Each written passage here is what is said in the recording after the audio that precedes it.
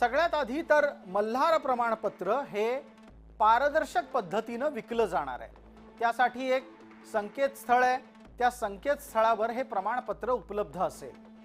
हिंदू समाजाच्या रोजगाराला त्यामुळे आपोआप संरक्षित केलं जाईल, कारण मोठ्या प्रमाणामध्ये खाटीक समाज हा या रोजगाराशी निगडित आहे।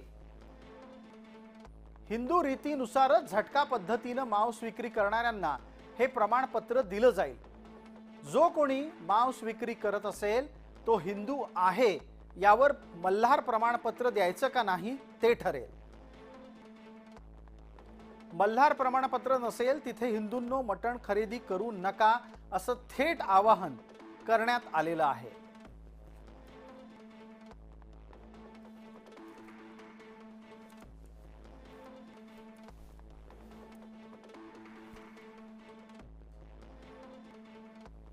सध्याच्या घडीला जागतिक पातळीवर हलाल विरुद्ध झटका असा संघर्ष सुरू आहे। इस्लामिक राष्ट्रांनी आपल्या देशात येणाऱ्या सर्व गोष्टींना हलाल प्रमाणपत्र देण्याच्या साठीची एक स्पर्धा सुरू केली आहे। प्रत्यक्षात हे हलालचं प्रमाणपत्र हे केवळ आणि केवळ व्यापाऱ्यांच्याकडून आर्थिकदृष्ट्या रक्कम वसूलण्याचं एक षडयंत्र आहे। हे केवळ मांसाहारालाच लागू राहिलेलं नाही, तर मांसाहाराच्या पलीकडे जाऊन असंख्य गोष्टींना आता हलाल सक्ती करण्यात येते आहे।